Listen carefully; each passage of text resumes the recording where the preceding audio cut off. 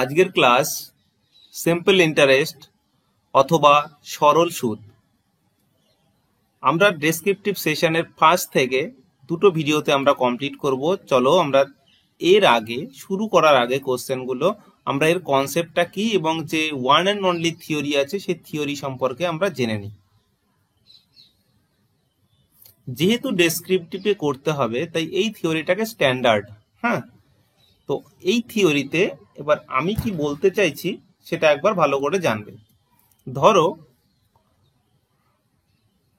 তুমি কোনো ব্যক্তি হিসাবে 10% বা তুমি 10% সরল সুদে 10% সরল সুদে তুমি কি করলে 10,000 টাকা ধার নিলে 2 বছরের জন্য।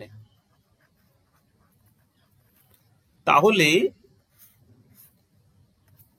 তোমার যে সুদ হবে, মানে তোমাকে যে টাকাটা দিতে হবে সেই টাকার পরিমাণ কত, আর যেই টাকাটা তোমাকে এক্সট্রা দিতে হবে মানে সুদ দিতে হবে সেই টাকাটা কত, সেই যে সুদটা হবে সেটাকেই বলা হবে সিম্পল ইন্টারেস্ট।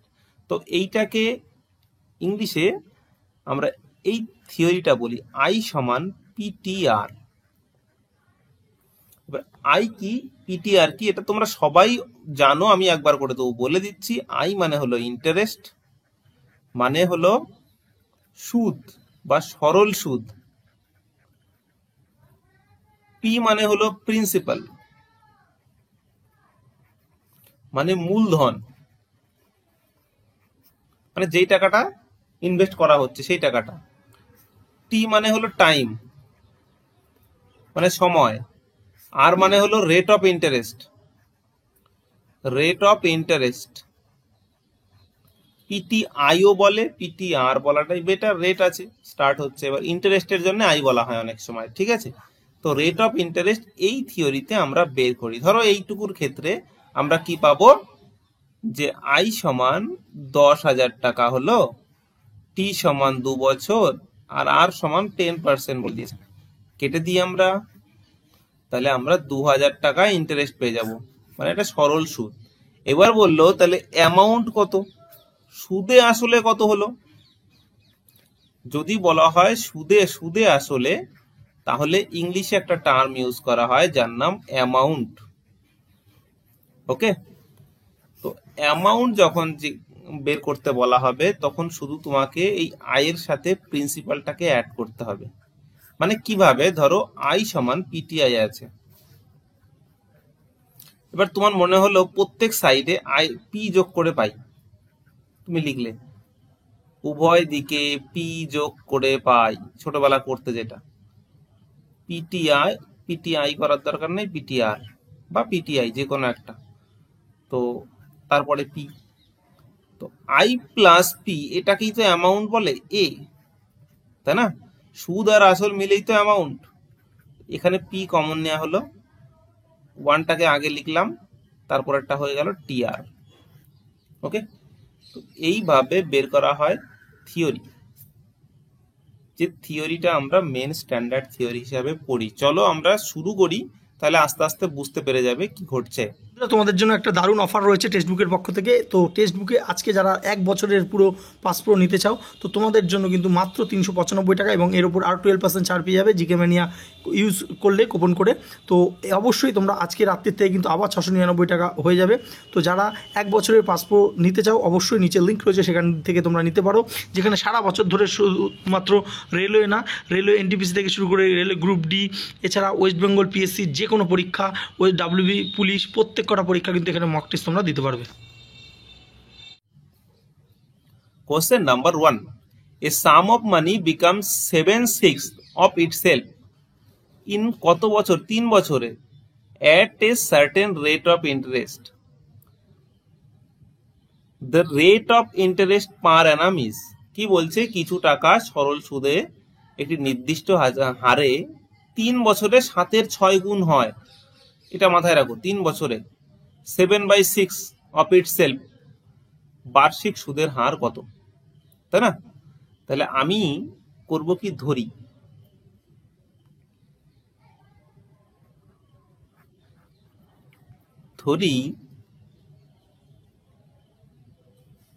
মূলধন বা আসল ধন সমান এক্স টাকা, তাই তো? 3 বছর পরে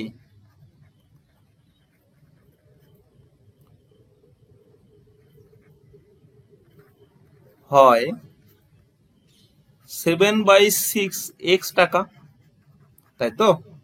3 বছর পরে কি বলেছে? Itself some of money becomes it's 7/6।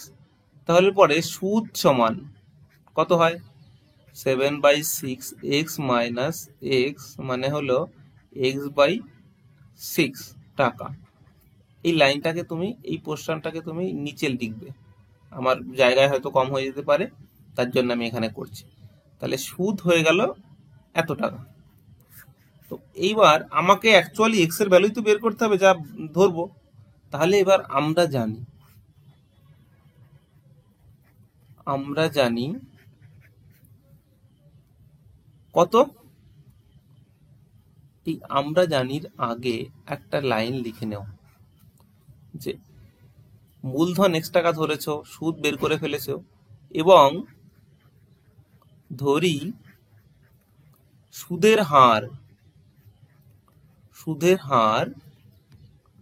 R%, এটা ধরে নিলাম, কারণ এখানে R% আমার দরকার হবে। এখানে মূলধন বের করতে বলেনি, রেট অফ ইন্টারেস্টই বের করতে বলেছে। তাহলে আমরা জানি I সমান PTR, যেখানে I সমান সরল সুদ। আর তোমরা অনেকে কোশ্চেন করছো যে এর ভেতরের লেখাগুলো কিভাবে লিখবে। এই ভেতরের লেখাগুলো অবশ্যই ইংলিশেই লিখবে। তুমি ক্লাস 6 থেকেই এটা ফলো করো, যে এটাই বাংলাটা তুমি সেখানেই ছেড়ে দাও, তারপরে 7/6 এই ফর্মে লেখো, তাই না? তো এখন তাহলে মানে তুমি এখনই এটা ইউজ করবে। I সমান সরল সুদ, P সমান মূলধন, T সমান সময়, R সমান সুদের হার, এরকম করে ব্র্যাকেটে লিখে দেবে। ঠিক আছে? তাহলে I সমান PTR হয়ে গেল। তার মানে বা I এর ভ্যালু কত? x/6। সুদ এখানে আমি লিখে দিয়েছি সরল সুদ। P সমান কত? x। T সমান কত? 3 বছর। R সমান কত? জানি না। x কেটে গেল, এখানে 2 দিয়ে কেটে দিলাম, 50 হয়ে গেল। মানে অ্যাকচুয়ালি দাঁড়ালো কত? R সমান, উপরে 50 চলে গেল, এই 3টা নিচে চলে আসবে, হ্যাঁ, 9। কারণ অ্যাকচুয়ালি দাঁড়াচ্ছে হলো 5 পূর্ণ 5 9%। এটাকে ভাগ করে দেবে বা এভাবে রেখে দেবে, হয়ে যাবে। এত বার্ষিক এত হারে, এত পার্সেন্ট হারে, 5 পূর্ণ 5 9% হারে। ঠিক আছে? তাহলে তুমি কি করবে? মূলধন ধরলে 3 বছর পরে এত টাকা ধরলে, সুদ ধরলে তারপরে ধরে নেবে, এবং ধরি সুদের হার R%। এইবার আমরা জানি এটা সমান এটা। ওকে, কোশ্চেন নাম্বার 1 সলভ হয়ে গেল। কোশ্চেন নাম্বার 2 কি বলছে? সাম of ₹10,000 is lent partly at 8% and remaining at 10% per annum if the yearly interest on the average is 9.2%. The two parts are, কি বলছে? এক ব্যক্তি 10,000 টাকা একটায় 8% আর একটায় 10% বার্ষিক সরল সুদে রেখেছে। তো যদি বছরের শেষে তার গড় সুদের হার 9.2% হয়, তাহলে তার অংশ দুটির পরিমাণ কত? অংশ দুটি কত? আমি ধরে নিচ্ছি, খুব সিম্পল ব্যাপার। ধরি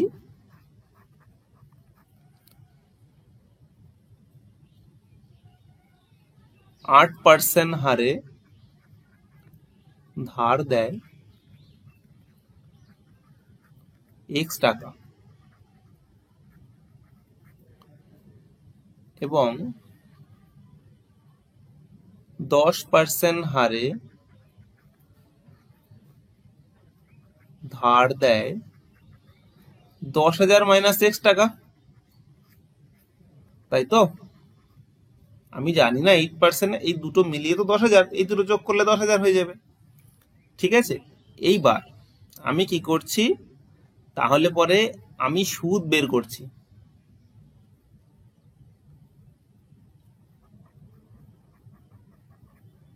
প্রথম অংশ 8% এর ক্ষেত্রে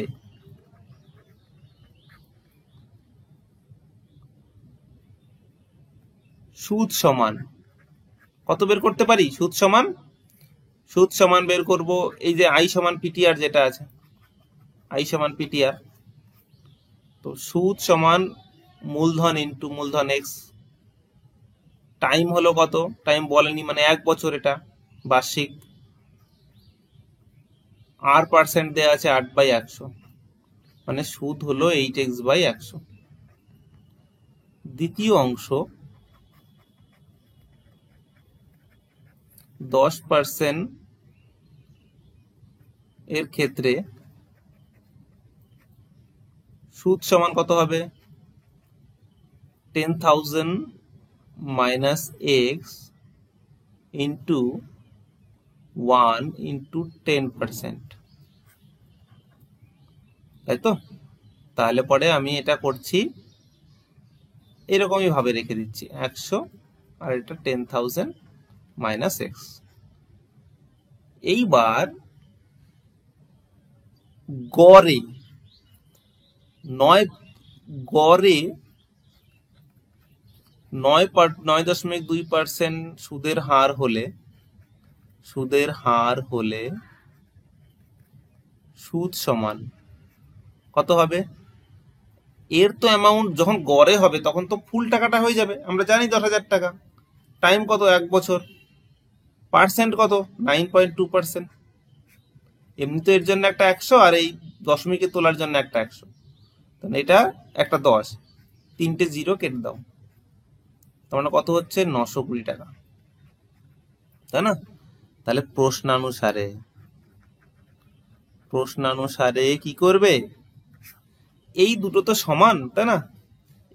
এই যে 8x/100 প্লাস 10/100, এটাকে তুমি কেটে দাও, 10,000 মাইনাস এক্স, এটা সমান 920, তাই না? এই দুটো সুদ মিলিয়েই তো 920 টাকা হয়েছে, কারণ গড়ে হয়েছে এটা। এখান থেকে যা পেয়েছে, এখান থেকে যা পেয়েছে, এভারেজ করে দেখছে, এটা হয়েছে এই যে 920। হ্যাঁ, তাহলে এটাকে আমি সলভ করে নিচ্ছি, লসাগু করে নিলাম 100, এটা 100 হলে এটা 8x, এটা হলে 10,000-এর জায়গায় এখন 1 লাখ হয়ে যাবে, এটা 10x সমান 920। তো আমরা পাশ থেকে সলিউশন করছি, জায়গা কমে যাচ্ছে, তো -2x, আর এই 100টাকে ওপাশে পাঠিয়ে দাও, এটা 1 লাখ সমান 920 পরে আরো দুটো, মানে 92,000। তাহলে 2x কে ওপাশে দিয়ে দাও, -2x এপাশে থাকলো, এপাশে গেলে 8,000, মাইনাস মাইনাস কাটো, x সমান কত? 8,000 টাকা। কি বলেছে? দুটি অংশ দুটি কত কত, তাহলে আমি এরকম অ্যান্সার লিখবো, একটি অংশ সমান একটি অংশ 8,000 টাকা, অপরটি 10,000 মাইনাস 8,000 মানে 2,000 টাকা। কোথায় 8,000 নয়, এখানে সরি এই 2 দিয়ে কেটে যাবে 4, তার মানে কি হচ্ছে? x সমান 4,000 টাকা, তার মানে এখানে একটি অংশ 4,000 টাকা, অপরটা কত হবে? 6,000 টাকা। এই হলো তোমার সলভ। ওকে, তোমরা ভালো করে পরপর সাজাবে, যেরকম যেরকম বলছি সেরকম সাজিয়ে কোশ্চেন সলভ করবে। তোমরা এই কোশ্চেনগুলো দেখছো, এর পরে সেকেন্ড ভিডিওতে খুব টাফ কিছু কোশ্চেন আছে যেগুলো খুব করা মুশকিল হয়ে পড়ে, তো তোমরা অবশ্যই সেকেন্ড ভিডিওর জন্য ওয়েট করবে। কোশ্চেন নাম্বার 3-তে যাচ্ছি। The simple interest on a some of money is 4/9 of the principal and the number of year is equal to the rate percent per annum। কি বলছে যে সরল সুদে কিছু টাকা 4/9 হয়ে যায়, মানে প্রিন্সিপালের 4/9 হয়ে যায়। দেখো সুদ হয় আসলের 4/9 এবং সুদের হার ও সময় একই হলে বার্ষিক সুদের হার কত? আমি ধরি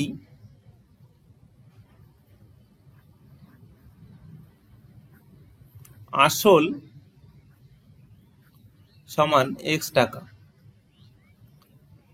এবং সুদের হার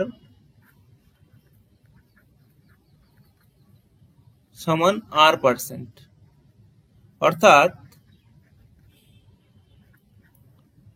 সময় সমান r। আমি যদি সুদের হার এবং ধরি আসল সমান x টাকা এবং সুদের হার r% সমান r%, অর্থাৎ সময় সমান r, শুধু r, পার্সেন্টেজ নয়, তাই না? তাহলে পরে কি বলছে, সিম্পল ইন্টারেস্ট, তার মানে r বছর পরে সরল সুদ সমান কত হবে? 4/9x। তার মানে x টাকা ছিল আসল, এর 4/9 পোর্শন হয়ে যায়, তাই না? তাহলে আমরা জানি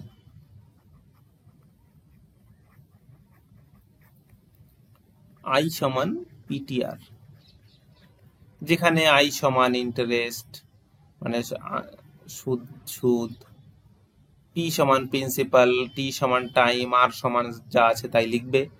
এখানে আমি বসিয়ে দিচ্ছি 4/9x, P সমান এটাও x, T সমান R, R সমান r%, তাই তো?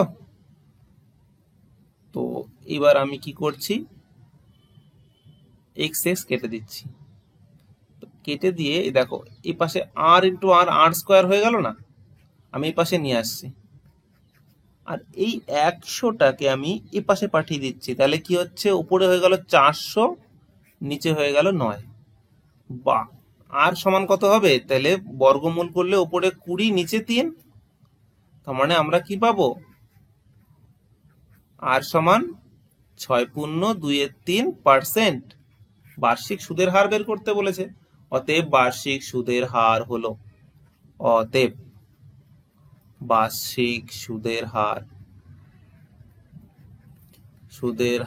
হলো r%, হ্যাঁ r% বলছি, 6.2/3%। ঠিক আছে? এবার যদি বলতো ইয়ার কত বছর পর, সেম 6.2/3 বছর, মানে 6 বছর 8 মাস হয়ে যেত, তাই না? তাহলে কোশ্চেন নাম্বার, এটা আমাদের 3 শেষ হলো, কোশ্চেন নাম্বার 4 করে নিচ্ছি। কি বলছে question number 4, 600 amounts two 735 in 5 years. 600 টাকা 735 টাকা হয়ে যায় 5 বছরে at certain rate of simple interest। এবার রেট অফ ইন্টারেস্ট কত সেটা আমরা জানি না। কি বলছে, if the rate of interest is increased by 2%, যদি রেট অফ ইন্টারেস্টটা 2% ইনক্রিজ করে যায়, what will be the amount? বলছে তাহলে পরে অ্যামাউন্টটা কত হবে। এখানে কিন্তু সুদ বা আসল কিছু বের করতে বলেনি, আসল তো দেয়াই আছে। তাহলে আমরা অ্যামাউন্টটা বের করতে চাইছি 5 বছর পরে 2% বেড়ে গেলে। বাংলায় দেখ খুব সুন্দর করে লেখা আছে। তাহলে পরে আমি কি ধরবো, যে ধরি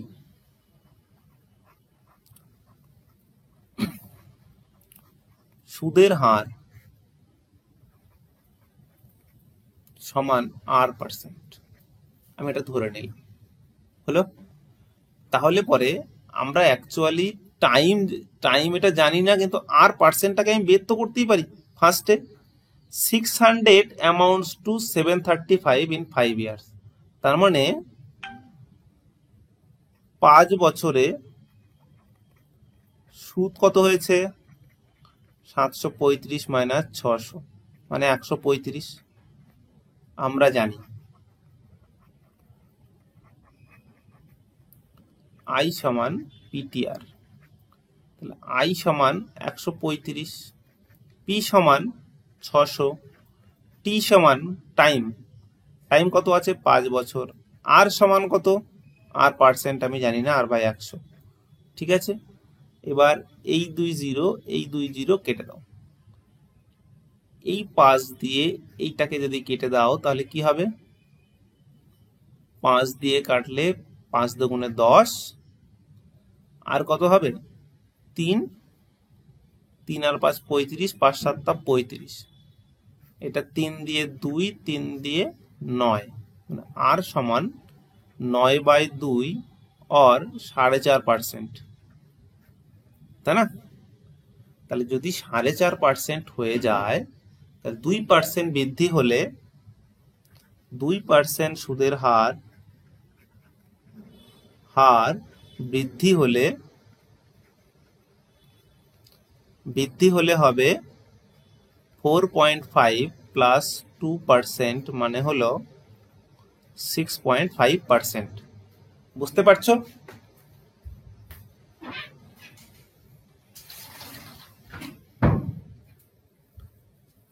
এইবার এই 6.5% দিয়ে আমরা কি করব, সলভ করব যে আমাদের ইন্টারেস্টটা এই হিসাবে ইন্টারেস্টটা কত হবে এই রেটে। তাহলে আবার আমরা জানি আই সমান পিটিআর, তাই তো?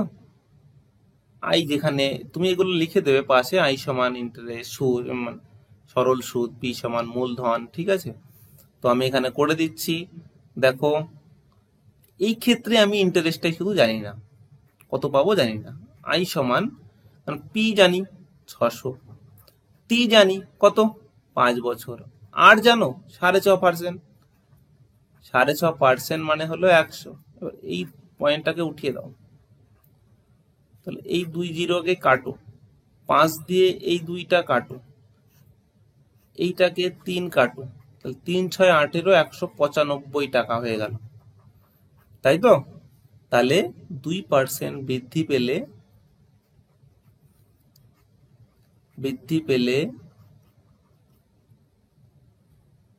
সুদে আসলে হবে, সুদে আসলে কত হবে, সুদে আসলে হবে 600 প্লাস 195 টাকা, অর্থাৎ 795 টাকা। এই হয়ে গেল অ্যান্সার, কোশ্চেন নাম্বার 4। এই কোশ্চেনটা এমসিকিউ এর ক্ষেত্রে বহুবার এসেছে। ঠিক আছে, তো ইম্পর্টেন্ট কোশ্চেন। কোশ্চেন নাম্বার 5 কি বলছে, a certain sum of money at certain rate becomes 2100 in 2 years at simple rate of interest and 2250 at 5 years. Find rate of interest. Find the. বলছি কিছু টাকা 2 বছরে 2100 হয় আর 5 বছরে 2250 হয়। তাহলে আমি কত টাকা হয় সেটাও জানি না, মানে মূলধনও জানি না এবং সুদের হারও জানি না। তাহলে দুটোই ধরে নিই। ধরি মোট টাকা, মোট মূলধন সমান x টাকা এবং সুদের হার সমান r%। তাহলে যখন সময় 2 বছর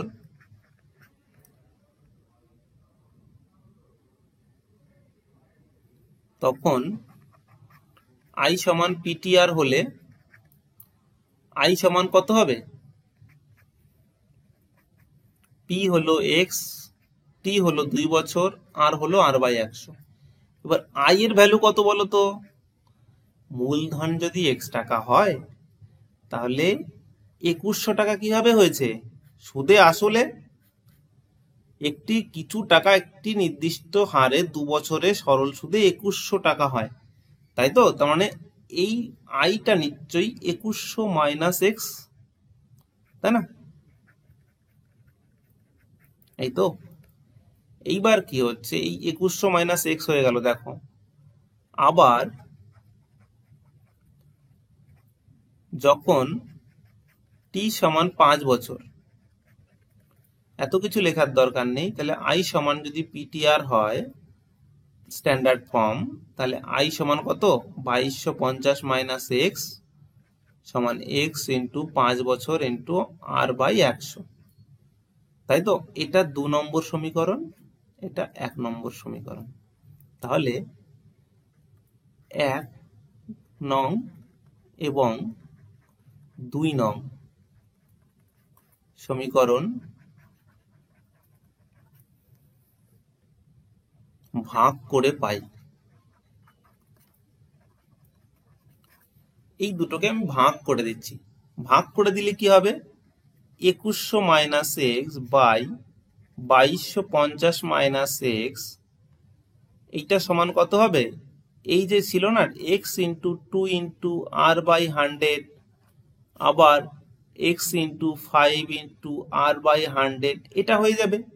তাহলে এই আর বাই 100 কাটা, এক্স এক্স কাটা, তখন আমি ডাইরেক্ট করে দিই, তখন এইটা ধরো ডাইরেক্ট করবে, তাহলে কত হচ্ছে, ফার্স্টে বা করছি, এটা দেখো 22 দ্বিগুণে 44, 50, 225 ডবল 450, তার মানে 4500 মাইনাস 2x, তুমি যে কোনো পাস করতে পারতে। এদিকে 10500 মাইনাস 5x, হ্যাঁ। তো এইবার এই মাইনাস 5x টাই পাশে নিয়ে আসো, প্লাস 5x, মানে মাইনাস 2x প্লাস 5x, আর এই 10500 থেকে চলে যাবে 4500, এখানে হয়ে গেল 3x, তাহলে হয়ে যাবে কত, 0 0, আমরা করে নিই একবারে, তারপরেও 0, 6000 হয়ে গেল। তাহলে x সমান কত হয়ে যাবে, 2000 হয়ে যাবে, তাই না? তাহলে x সমান যদি 2000 হয়ে যায়, তার মানে আমরা সুদের হার নির্ণয় করতে চেয়েছি। তাহলে সুদের হার x এর মান 1 নং সমীকরণে বসিয়ে পাই। 1 নং সমীকরণে যখন বসাই তখন কি পাবো, এই 2000 এখানে বসালে, আমি একটু ক্যালকুলেশন এই লাইনটা করে দিচ্ছি, 2100 মাইনাস 2000 হয়ে যাবে, মানে 100 করে দিলাম, এদিকে x হয়ে গেল, x এর ভ্যালুটা কত, 2000, হ্যাঁ 2000, 2 ইন্টু আর বাই 100, এই 0 0 কেটে দাও, ঠিক আছে। এইবার এই 20 দিয়ে এটাকে 5 করে দাও, তাহলে আর সমান কত, 2.5% চলে আসলো, তাই না? তার মানে আমাদের অ্যান্সার হয়ে গেল 2.5%, আমরা পেয়ে গেলাম। তো এই কোশ্চেন গুলো খুব সহজ ভাবে করা যায়, খুব সহজে, কারণ 2 বছরে 2100 টাকা হয়েছে, 5 বছরে 2250 টাকা হয়েছে। যদি তোমরা এনটিপিসির জন্য করো, তাহলে কি করবে, 2 বছর আর 5 বছরের মধ্যে কত টাকা হয়েছে, 150 টাকা হয়েছে। এটা কত কত বছরে হয়েছে, এইটা হয়েছে 3 বছরে, তাহলে 3 বছরে হয়েছে মানে 150 টাকা করে, 150 টাকা 3 বছরে, মানে 1 বছরে 50 করে। 2 বছরে হয়েছে নিশ্চয়ই 100 টাকা, তার মানে অ্যাকচুয়ালি দেখো এই 2 বছরে তার মানে নিশ্চয়ই 2000 টাকা মূলধন ছিল। এই 2000 টাকা মূলধন ধরবে, ইন্টারেস্ট ধরবে, রেট অফ ইন্টারেস্ট বের করে দেবে, তখন এটা এইটুকু জায়গার মধ্যে হয়ে যাবে, এত বড় পেজের দরকার হবে না, ঠিক আছে। তো চলো কোশ্চেন নাম্বার 6 করে নিই। এটাও খুব ভালো question, standard question. A some is invested for 3 years at a certain rate of simple interest. Had the rate of interest 1% more, যদি রেট অফ ইন্টারেস্টটা 1% বেশি হতো, তাহলে ইট উড, এটা আই বাদ যাবে, it would have face ₹10 more than before, তাহলে আগের থেকে এটা 10 হবে না, এটা 18 হবে, হ্যাঁ এটা চেঞ্জ করবে, এটা 18 হবে। তো আগের থেকে 18 টাকা বেশি পাওয়া যেত। তাহলে কি বলছে, যে তাহলে কত টাকা বিনিয়োগ করা হয়েছিল। দেখো আমি কি কি জানছি এখান থেকে, ইনভেস্ট করা হয়েছে একটা সাম, আমি যদি ধরি মূলধন সমান x টাকা। ঠিক আছে, এইবার সুদের হারও জানি না, এবং সুদের হার সমান R%। ঠিক আছে, তাহলে প্রথম ক্ষেত্রে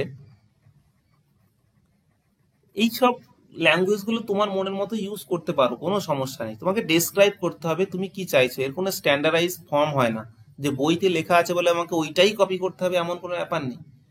তুমি তোমার যে সলভ যে আছে সেটাকে তুমি কিভাবে এক্সপ্রেস করছো। ওকে, তাহলে পরে প্রথম ক্ষেত্রে কি হবে, আই সমান পিটিআর হলে আই তো থাকলো, পি হলো এক্স, টি কত 3 বছর, আর কত R/100, তার মানে 3XR/100।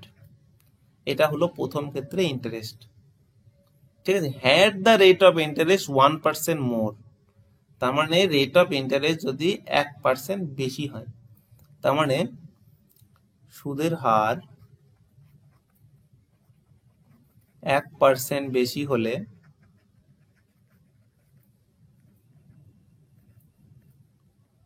সুদের হার সমান আর সমান, সুদের হার সমান এখানে, হ্যাঁ, সুদের হার সমান R+1%, তাই না?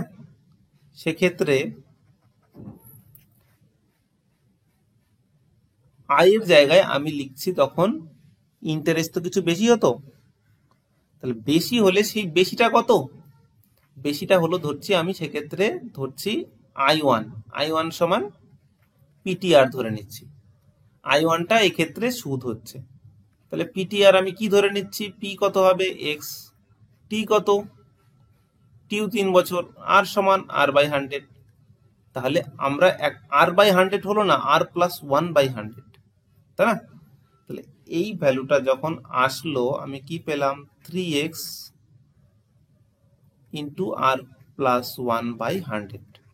দেখো বলেছে 1% যখন বেশি হতো না তখন 18 টাকা বেশি পেত, মানে এই ইন্টারেস্টটা বেশি পেত। আচ্ছা, এই ইন্টারেস্ট যদি বেশি পাই তাহলে নিশ্চয়ই এর থেকে এ 18 টাকা বেশি, কারণ অ্যাকচুয়ালি আমি বলতে চাইছি তাহলে এর থেকে এটা বাদ দিলে 18 হবে, তাই না? তাহলে প্রশ্নানুসারে I1 মাইনাস আই সমানই তো 18, প্রশ্নে তো তাই বলে দিয়েছে 18, তার মানে ভ্যালুগুলো বসিয়ে দাও। ভ্যালুগুলো বসালে দেখো 3x R+1/100, আর আই সমান কত, আই সমান 3XR/100 সমান 18। তাহলে 3XR/100 এটাকে ভেঙে দিচ্ছি, আবার 3x/100, তার মানে আছে 3XR/100। আমি এটাকে ভেঙে দিয়েছি, হ্যাঁ, গুণ করে আলাদা আলাদা করে দিয়েছি, সেপারেট।